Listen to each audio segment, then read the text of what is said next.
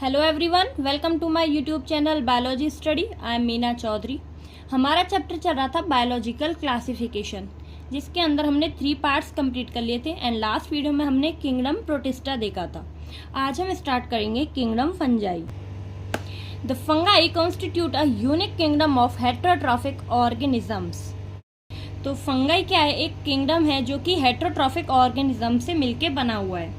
Heterotrophic organisms वो होते हैं जो कि अपने खाने के लिए दूसरे ऑर्गेनिजम्स पर डिपेंड रहते हैं, ठीक है। अपना खाना ये खुद नहीं बनाते हैं। एंड फंगाई क्या है? मल्टी सेलुलर यूकैरियोट्स, ठीक है। इससे पहले हमने देखा था किंगडम प्रोटिस्टा के अंदर कौन से ऑर्गेनिजम्स आते हैं? यूनिसेलुलर यूकैरियोट्स, ठीक है। एंड किंगडम मोनेरा में कौन से आ रहे थे? Unicellular prokaryotes. तो किंगडम फंगाई क्या होते हैं? मल्टी सेलुलर यूकैरियोट्स होते हैं। And they show a great diversity in morphology and habitat. तो ये जो फंगस है ना, वो ग्रेट डाइवर्सिटी शो करते हैं, यानी कि डिफरेंट डिफरेंट टाइप्स के पाए जाते हैं। ये एक्सटर्नल अपीयरेंस में भी डिफरेंट डिफरेंट होते हैं, ठीक है। इनके जो हैबिटेट होते हैं वो भी अलग अलग होते हैं। And you must have see fungi on a moist bread and rotten fruits. And आपने देखा होगा जो मॉइस्ट ब्रेड होता है उसके ऊपर जो फंगस है वो जमा हो जाती है, ठीक है। रॉटन फ्रूट्स में भी जो फंगस है वो जमा हो जाती है, यानी कि उनके ऊपर फंगस आ जाता है। रॉटन फ्रूट्स वो होते हैं जो कि सड़ जाते हैं, ठीक है। The common mushroom you eat are toadstool are also fungi. And आप जो मशरूम खाते हो ना, वो भी एक फंगाई है, ठीक है। टोडस्टूल क्या होते हैं? जो कि कलरफुल एंड पॉइजनस मशरूम होते हैं ना, उनको टोडस्टूल बोलते हैं। तो वो भी क्या है? एक टाइप का फंगाई है, ठीक है। White spot seen on mustard leaves are due to a parasitic fungus. आपने देखा होगा जो मस्टर्ड की लीव्स पे, जो सरसों के खेत देखे होंगे ना आपकी, उनकी पत्तियों पे आपको व्हाइट स्पॉट देखने के लिए मिलेंगे।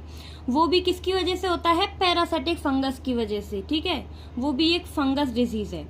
सम unicellular fungi example yeast are used to make beer and bread. जैसा कि आपने देखा किंगडम फंगाई में कौन से ऑर्गेनिजम्स आते हैं? जो कि होते हैं मल्टी सेलुलर यूकैरियोट्स। लेकिन इसमें एक्सेप्शन क्या है कि जो यीस्ट है ना, वो क्या है? यूनिसेलुलर फंगाई है, ठीक है। जो कि किस लिए यूज होता है? ब्रेड एंड बियर बनाने के लिए। Other fungi cause disease in plant and animals which are rust causing वसीनिया इज एन इम्पॉर्टेंट एग्जाम्पल। और अदर्स जो फंगाई है ना, वो क्या कॉज करते हैं? प्लांट्स एंड एनिमल में डिजीज कॉज करते हैं, बीमारियां फैलाते हैं। तो जो ये फंगस है ना, वो डिजीज कॉज करता है प्लांट एंड एनिमल्स में। तो प्लांट में एक डिजीज है व्हीट रस्ट, जो कि क्या कौन कॉज करता है? पुसीनिया फंगस। तो प्लांट में व्हीट रस्ट डिजीज किसकी वजह से होती है? पुसीनिया फंगस की वजह से, ठीक है। Some are the source antibiotics example Penicillium.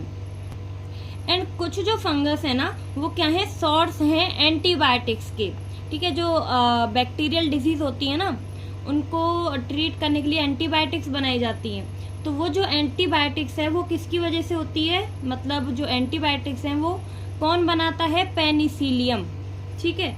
जो पेनिसिलियम है वो क्या है? एक फंगस है जो कौन सी एंटीबायोटिक बनाता है? पेनिसिलिन। तो ऐसे जो ये फंगस है ना, ये एंटीबायोटिक बनाने में भी यूज होते हैं। जो फंगस पेनिसिलियम है वो बनाता है एंटीबायोटिक पेनिसिलिन, ठीक है। Fungi are cosmopolitan and occurs in air, water, soil and on animals and plants. तो फंगाई क्या है? कॉस्मोपॉलिटियन, ठीक है। कॉस्मोपॉलिटन क्या होते हैं? जो कि हर जगह पाए जाते हैं, ठीक है। जैसे कि वो कहाँ पे मिलते हैं? एयर में, वाटर में, सॉइल में, एनिमल्स में एंड प्लांट्स पर भी, ठीक है। तो ये जो फंगाई हैं वो हर जगह पाई जाती हैं। तो इनमें जैसे कि कुछ होते हैं वर्सेटाइल एंजाइम्स के लिए यूज होते हैं, कुछ काइटिनस सेल वॉल बनाते हैं, कुछ क्या करते हैं जिसमें हाई एब्जॉर्प्शन एफिशिएंसी होती है, ठीक है, जैसे कि एल्बुगो, ठीक है। तो ये जो फंगाई हैं ये क्या है? कॉस्मोपॉलिटन, यानी कि हर जगह यूज होते हैं एंड हर जगह ये पाए जाते हैं। They prefer to grow in warm and humid places. तो ये ज्यादातर कहाँ पे ग्रो होते हैं? गर्म जगह पे, या फिर जो ह्यूमिड प्लेस होती है ना, थोड़ी नमी गर्म वाली जगह, वहां पे ये ग्रो करते हैं। Have you ever wondered why we keep food in refrigerator? तो क्या आप ये समझ के आश्चर्यजनक हो सकते हैं कि जो फूड है इनको हम लोग रेफ्रिजरेटर्स में क्यों रखते हैं? Yes, it is to prevent food from going bad due to bacterial और fungal infection. तो हम जो ये खाना है हमारा, उसको हम रेफ्रिजरेटर फ्रीज वगैरह में क्यों रखते हैं, ताकि हम उनको बैक्टीरियल या फिर फंगल इन्फेक्शन से बचा सके खाने को. क्योंकि क्या होता है, जो बैक्टीरियल एंड फंगल है ना, ये जो एक्टिविटीज हैं वो अपने लो टेम्परेचर पे नहीं कर पाती हैं. तो ये जो बैक्टीरिया एंड फंगस है ना, इनको क्या चाहिए होता है, humid and warm environment grow करने के लिए. तो इसीलिए हम इनको अपने जो खाना है इसको कूल टेम्परेचर पे रखते हैं, ताकि ये जो बैक्टीरिया एंड फंगस है वो ग्रो ना कर पाए. With the exception of yeast which are unicellular, fungi are filamentous. तो एक एक्सेप्शन के साथ जो यीस्ट है ना वो यूनिसेलुलर है, लेकिन जो फंगाई जो किंगडम है ना उसमें वो ऑर्गेनिजम्स आते हैं जो कि मल्टी सेलुलर होते हैं. ठीक है, तो जो फंगाई है वो क्या है, मल्टी सेलुलर या फिर फिलामेंटस. लेकिन यीस्ट क्या है, एक एक्सेप्शन है, वो क्या है, यूनिसेलुलर है. Their bodies consist of long slender thread like structure called hyphae. तो जो फंगस होती है ना, उनकी बॉडी किससे बनी होती है, स्लेंडर थ्रेड लाइक स्ट्रक्चर से, जिसको हम लोग हाइफी बोलते हैं. तो जो फंगस की बॉडी होती है वो कैसी होती है, long cylinder and thread like. ठीक है, जिसको हम लोग हाइफी बोलते हैं. हाइफी क्या होते हैं, जैसे कि स्पोर होता है, स्पोर से क्या बनता है, एक पूरा फंगस बनता है. तो स्पोर में क्या हुआ, यहाँ पे ये एक ब्रांच निकलती है जिसको हम लोग मेन हाइफी बोलते हैं. एंड ये जो ब्रांच साइड से जा रही है ये कैसी है, ब्रांच हाइफी. ठीक है, तो ये क्या बना, एक हाइफी बना. ऐसे ये पूरा एक स्ट्रक्चर बन जाता है, जैसे यहाँ से ब्रांच निकल जाती हैं तो एक पूरा बड़ा सा स्ट्रक्चर बन के इसको क्या बोलेंगे हम लोग, पूरा हाइफी, यानी कि इसको हम माइसीलियम बोलेंगे. तो अब क्या होता है, जैसे बहुत से जो हाइफी हैं, ये ब्रांच हाइफी मिलके पूरा एक स्ट्रक्चर बनाते हैं जिसको हम लोग बोलते हैं माइसीलियम. ठीक है, जो माइसीलियम होता है वो क्या होता है, नेटवर्क ऑफ हाइफी. ठीक है, तो ये पूरा क्या बन गया, एक माइसीलियम. ये एक हाइफी है, ये हाइफी है, सब मिलके पूरा एक स्ट्रक्चर बना लेते हैं जिसको हम लोग बोलते हैं mycelium. And the network of hyphae is known as mycelium. ठीक है, तो जो नेटवर्क ऑफ हाइफी है वो क्या बना लेता है, माइसीलियम बना लेता है. यानी कि बहुत से हाइफी मिलके क्या बनाते हैं, एक स्ट्रक्चर जिसको हम लोग बोलते हैं माइसीलियम. ठीक है, some hyphae are continuous tube filled with the multinucleated cytoplasm. These are called coencytic hyphae. कुछ हाइफी का स्ट्रक्चर कैसा होता है, कोएनोसाइटिक हाइफी, यानी कि जो ट्यूब लाइक स्ट्रक्चर होता है लेकिन साइटोप्लाज्म में बहुत सारे जो न्यूक्लियस हैं वो प्रेजेंट होते हैं. ठीक है, ये पूरा इसमें साइटोप्लाज्म भरा हुआ है जिसमें ये क्या है, न्यूक्लियस. यानी कि ये हाइफी कैसा है, मल्टी न्यूक्लिएटेड हाइफी है. ठीक है, जिसमें क्या होता है, कंटिन्यूअस ट्यूब लाइक स्ट्रक्चर होता है जिसमें बहुत सारे जो न्यूक्लियस है वो पाए जाते हैं साइटोप्लाज्म में. इसको हम लोग बोलते हैं कोएनोसाइटिक हाइफी. अदर हैव सेप्टी और cross walls in the hyphae. एक दूसरा हाइफी होता है जिसको हम लोग सेप्टेट हाइफी बोलते हैं, जिसमें क्या होता है, बहुत से सेप्टा प्रेजेंट होते हैं. ठीक है, तो इसमें ये क्या है, सेप्टम है. ठीक है, जो सेप्टी है या फिर हम इसको सेल वॉल भी बोल सकते हैं. ठीक है, यहाँ से क्या होता है, जो साइटोप्लाज्म होता है वो यहाँ से पास हो जाता है, क्योंकि ये कैसा होता है, स्मॉल गैप प्रेजेंट होते हैं इसमें. तो स्मॉल गैप में से क्या होता है, जो सेलुलोज होता है ना वो पास हो जाता है यहाँ से दूसरी जगह पे साइटोप्लाज्म के अंदर. ठीक है, तो हाइफी कितने टाइप्स के हो गए, दो टाइप्स के, कोएनोसाइटिक हाइफी एंड सेप्टा हाइफी. ठीक है, तो जो सेप्टेट हाइफी है इसमें क्या होता है, जो सेप्टा प्रेजेंट होता है. ठीक है, जो हाइफी के अंदर क्या है, ये बहुत से सेप्टा प्रेजेंट है, लेकिन इनमें ये क्या है, गैप प्रेजेंट होता है, जिसकी वजह से जो सेलुलोज होता है ना वो पास हो जाता है एक से दूसरी जगह पे.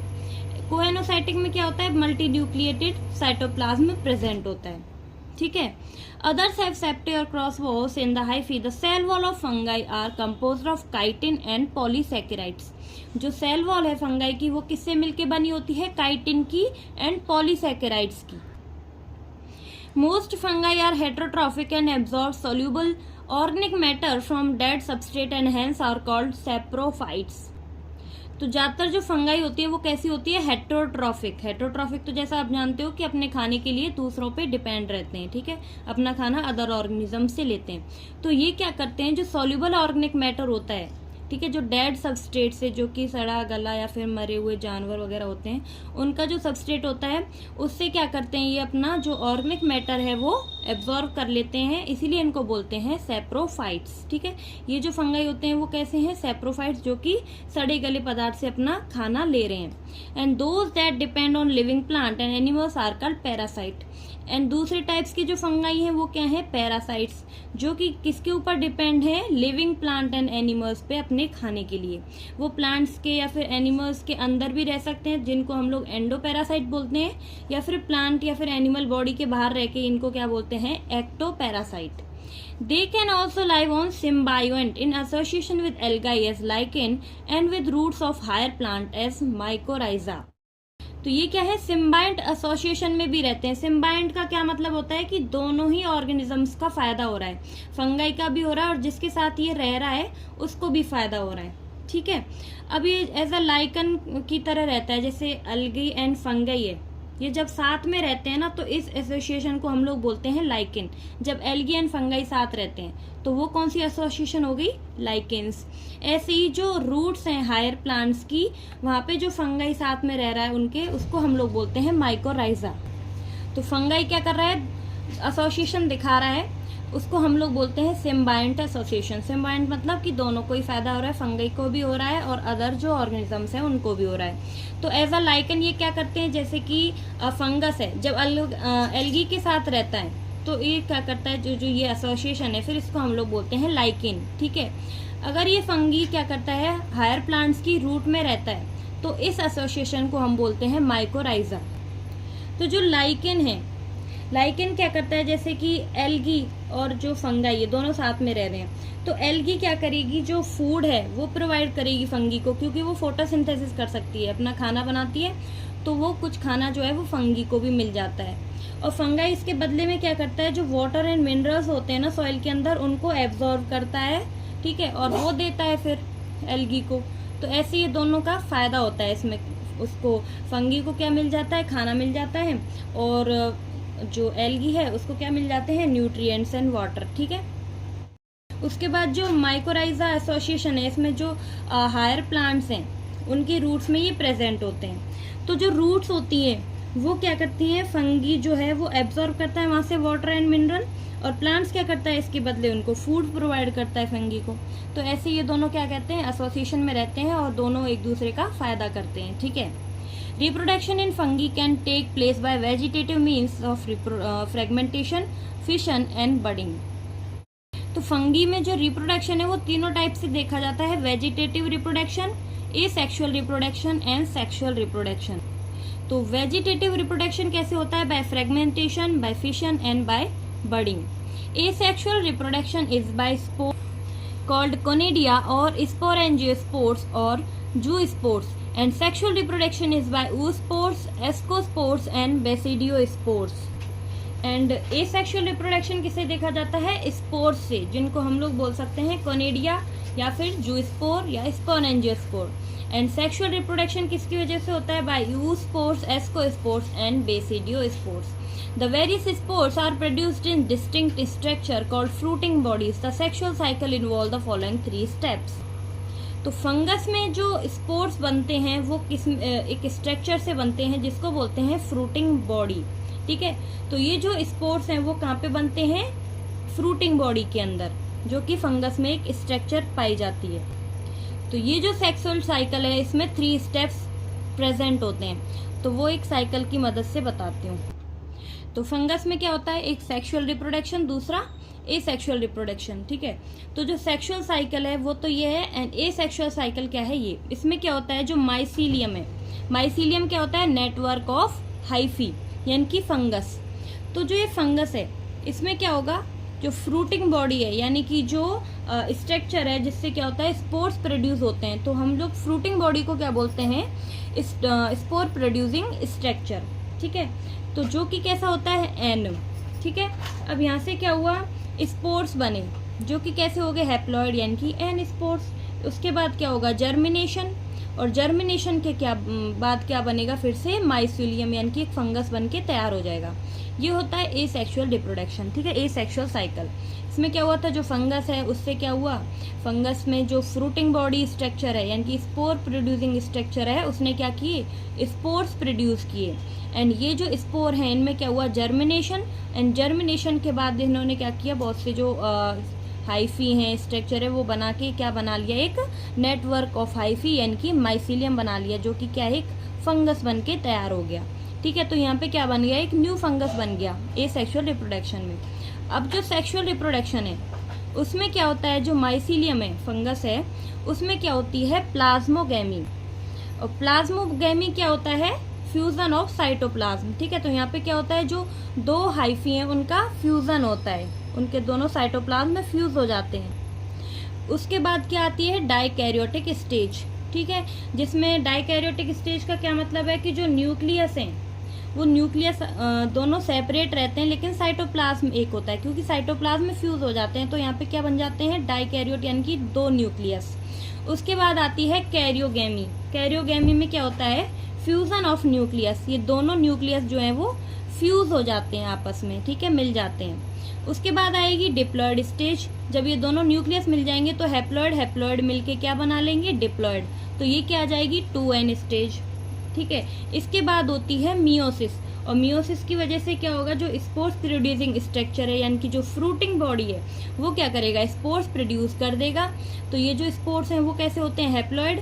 फिर इनमें क्या होती है, वही जर्मिनेशन के बाद फिर क्या बन जाता है, इससे बहुत से माइसीलियम बन जाता है यानी कि फंगी बन जाता है, एक जो न्यू फंगस है वो बन जाता है। ठीक है, अब ये फ्यूजन कैसे होता है, जैसे कि ये क्या है, एक स्ट्रक्चर है, ठीक है, ये क्या है, रूट्स हैं, तो यहाँ पे क्या है, ये बहुत से हाइफी हैं, तो ये माइसीलियम बन गया। ऐसे ही एक दूसरा ऑर्गेनिज्म है, उसमें ये क्या है, बहुत से हाइफीज हैं, तो यहाँ पे क्या बन गया, एक माइसीलियम। तो ये जो माइसीलियम है, ये इस ऑर्गेनिज्म का, इस ऑर्गेनिज्म का, दोनों मिलके क्या हो जाते हैं, फ्यूज हो जाते हैं। ठीक है, इसको बोलते हैं प्लाज्मोगैमी। ठीक है, जो माइसीलियम सेल्स है ना वो आपस में फ्यूज हो रही हैं दोनों ऑर्गेनिजम्स की, तो ये क्या बन गया, यहाँ पे प्लाज्मोगैमी हो गई, यानी कि फ्यूजन ऑफ साइटोप्लाज्म, यानी कि दोनों जो ऑर्गेनिजम्स हैं उनके जो माइसीलियम है उनके जो सेल्स हैं वो फ्यूज हो रहे हैं आपस में, साइटोप्लाज्म फ्यूज हो गए, इसको बोलते हैं हम साइटोप्लाज्म फ्यूजन। ठीक है, दोनों माइसीलियम्स का। तो इसके बाद क्या होती है, ये प्रोसेस होती है कौन सी, जैसे sexual reproduction and asexual reproduction. अब ये जो सेक्सुअल साइकिल है इसमें 3 स्टेप्स हैं, वो हम यहाँ से भी देख लेते हैं। ठीक है, जैसे कि सबसे पहले क्या होता है, fusion of protoplasm between 2 motile और non motile gametes called plasmogamy. ठीक है, दोनों के बीच क्या होगा, फ्यूजन होगा, चाहे वो मोटाइल ऑर्गेनिज्म गैमेट्स हो या फिर नॉन मोटाइल गैमेट्स हो, दोनों के बीच क्या हो जाएगा, यहाँ पे फ्यूजन हो जाएगा। ठीक है, इसको हम लोग बोलेंगे प्लाज्मोगैमी। उसके बाद क्या होता है, fusion of 2 nuclei called karyogamy. उसके बाद जब ये दोनों न्यूक्लियस आपस में फ्यूज हो जाएंगे तो क्या बन जाएगा, एक डिप्लॉयड न्यूक्लियस बन जाएगा। ठीक है, कैरियोगैमी से क्या हो जाएगा, जो न्यूक्लियाई हैं वो आपस में फ्यूज हो जाएंगे। उसके बाद होगी meiosis in zygote resulting in haploid spores. उसके बाद मियोसिस होगी जिससे क्या होगा, हैप्लॉयड स्पोर्स बन जाएंगे। ठीक है, तो ये क्या थे, कुछ स्टेप्स थे सेक्सुअल साइकिल के। When a fungus reproduce sexually, 2 haploid hyphae और compatible mating type come together and fuse। तो क्या मतलब है, जब फंगस रिप्रोड्यूस होती है सेक्सुअली तो क्या होता है, जो 2 हैप्लॉयड हाइफी हैं, जो अदर ऑर्गेनिजम्स के जो हाइफी थे वो आपस में क्या करते हैं, मेटिंग करते हैं, यानी कि मिलते हैं, एक दूसरे के पास आएंगे एंड फ्यूज हो जाएंगे। In some fungi the fusion of 2 haploid cells immediately result in diploid cells 2n। तो कुछ फंगाइज में क्या होता है, जो ये फ्यूजन होती है ना 2 हैप्लॉयड सेल्स की, ये क्या करती है, डायरेक्ट रिजल्ट देती है डिप्लॉयड सेल, यानी कि फ्यूजन जैसे ही दोनों सेल्स का फ्यूजन हुआ, दोनों हैप्लॉयड जो जो कि क्या है माइसीलियम है वो जैसे ही दोनों माइसीलियम आपस में फ्यूज करेंगे, यानी कि जब इनका साइटोप्लाज्म फ्यूज हो जाएगा उसके बाद डायरेक्ट क्या आ जाती है, डिप्लॉयड स्टेज आ जाती है, दोनों न्यूक्लियस भी आपस में फ्यूज हो जाते हैं, ठीक है। However in other fungi ascomycetes and basidiomycetes an intervening dikaryotic stage n+n, that is 2 nuclei per cell occurs, such as condition is called a dikaryon and the phase is called dikaryophase of fungus। तो ये जो dikaryotic stage है ना, जहाँ पे ये जो दोनों न्यूक्लियस प्रेजेंट होते हैं, यानी कि 2 न्यूक्लियस वाली जो स्टेज है वो सभी फंगस में नहीं पाई जाती है, ठीक है। वो सिर्फ जो एस्कोमाइसिटीज एंड बेसिडियोमाइसिटीज जो फंगस होते हैं ना उन्हीं में प्रेजेंट होती है डाइकैरियोटिक स्टेज, यानी कि 2 न्यूक्लियस वाली स्टेज। बाकी जो फंगस है उनमें ये स्टेज क्या होती है, एब्सेंट रहती है, ठीक है। Later the parental nuclei fuse and the cell become diploid, लेकिन उसके बाद क्या होता है, जो पेरेंटल न्यूक्लियाई होती है ना वो दोनों फ्यूज हो जाती हैं, उसके बाद जो स्टेज बनती है तब बनती है diploid stage. The fungi from fruiting bodies in which reduction division occur leading to formation of haploid spores। उसके बाद जैसे ये डिप्लॉयड स्टेज खत्म होती है तो क्या होता है, जो फ्रूटिंग बॉडीज हैं यानी कि जो स्पोर प्रोड्यूसिंग स्ट्रक्चर है उससे क्या होते हैं, मियोसिस होता है, और मियोसिस के बाद क्या बन जाते हैं, हैप्लॉयड स्पोर्स बन जाते हैं, ठीक है। रिडक्शनल डिवीजन कौन सा होता है, मियोसिस, ठीक है, मियोसिस स्टेज आती है।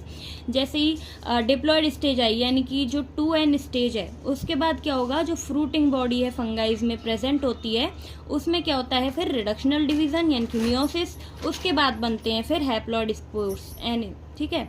The morphology of the mycelium, mode of spore formation and fruiting bodies form the basis for the division of the kingdom into various classes. तो अब जो डिफरेंट फंगस हैं उनको कैरेक्टराइज किया गया है on the basis of following structures. कौन सा, morphology of mycelium, mode of spore formation and the fruiting bodies. इनके आधार पे ये जो माइसीलियम है, मतलब इनके आधार पे जो ये फंगस है ना इनको कैरेक्टराइज किया गया है, जैसे कि फाइकोमाइसिटीज, एस्कोमाइसिटीज, बेसिडियोमाइसिटीज, ठीक है। तो ये जो है वो हम नेक्स्ट वीडियो में करेंगे। आज के लिए इतना ही। आई होप कि आपको वीडियो अच्छी लगी होगी, समझ आई होगी। अगर आपको वीडियो अच्छी लगी होगी तो प्लीज़ इसको लाइक करें एंड चैनल को सब्सक्राइब जरूर करें। कोई भी डाउट हो तो मुझे कमेंट बॉक्स में ज़रूर बताएं। मिलते हैं नेक्स्ट वीडियो में, तब तक के लिए bye bye, take care, thank you.